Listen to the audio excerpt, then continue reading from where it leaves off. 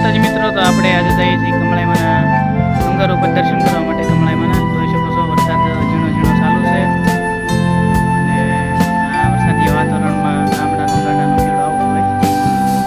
આવો નજારો, કુદરતી નજારો જોતા જોતા આપણે પહોંચી ગયા છીએ અમારી બાજુમાં. જોઈ શકો છો તમે, વરસાદના કારણે આપણે રિઝલ્ટમાં જોઈ શકો છો આપણે અહીંયા ઉભા રહીશું.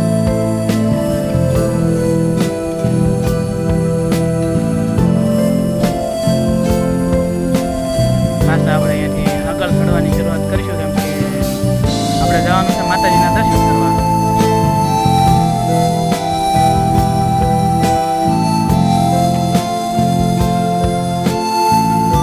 જય માતાજી, આપણે પહોંચી ગયા છીએ કમળાઈમાના ડુંગર ઉપર. જોઈ શકો છો તમે મિત્રો કે કમળાઈમાનો કમળાઈ શક્તિપીઠ આ ઉપરનો નજારો છે.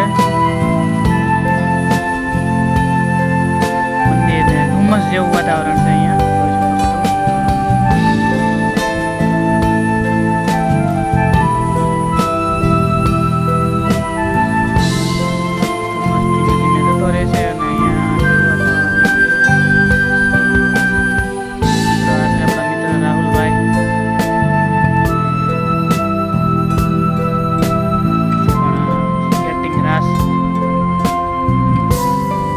કહી શકો છો, જોઈ શકો છો તમે, નાના નાના બાળકો સ્કેટિંગ કરી રહ્યા છે.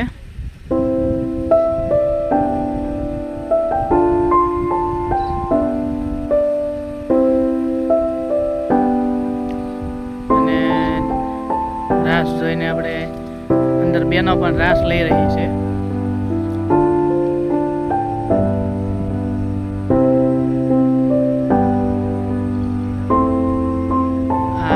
મને ડુંગર ઉપર આવો રાસ લેવાનો નજારો તો ક્યારેક જ નસીબમાં હોય એને જ મળે.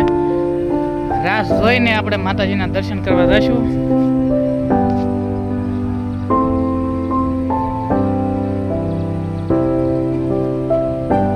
જય કમળાઈમાં, જય માતાજી. કમળાઈમાના દર્શન બધા સાથે કરીએ મિત્રો. જય માતાજી, જય કમળાઈમાં. પછી આપણે આવી ગયા છીએ માતંગ મુનિના ગુફા છે અહીંયા, માતંગ ગુફા. ત્યાં જઈને આપણે માતંગ ઋષિનું જે ગુફા છે એ બતાવીએ. જોઈ શકો છો, માતંગ મુનિની ગુફાની અંદર માતંગ મુનિના દર્શન કરી. અને ત્યાર પછી આપણે જોઈએ ધુમ્મસવાળા વાતાવરણમાં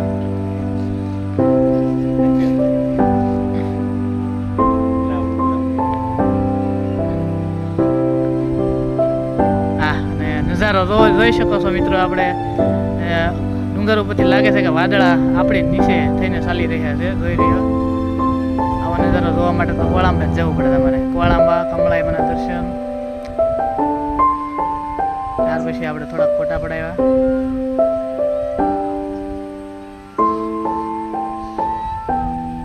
તો નજારો દૂરનો તમે જોઈ શકો છો મિત્રો. આપણે અને જ્યારે નીકળ્યા ત્યારે ટ્રાફિક હતું, એટલું ટ્રાફિક પણ જોઈ શકો છો. આમાં કુદરતી નજારો જોવા માટેનો અદ્ભુત નજારો એટલે કમળાઈ શક્તિપીઠ.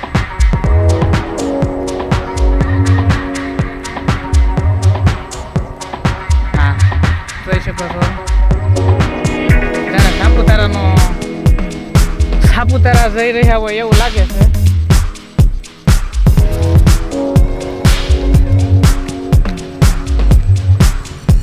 સાપુતારાના રસ્તા ઉપર જઈ રહ્યા ને સાપુતારા જવાની જરૂર નથી. આપણે અહીંયા જ સાપુતારા જવા આહલાદક અનુભવ મળી રહ્યો છે. એના માટે આપણે જોઈ શકો છો. હા, રસ્તાના વળાંક અદ્ભુત મજા જ અલગ છે કાંઈ. તો મિત્રો, જય માતાજી. બ્લોગ સારો લાગ્યો તો લાઈક કરજો, શેર કરજો, કમેન્ટ કરજો, સબસ્ક્રાઈબ કરજો.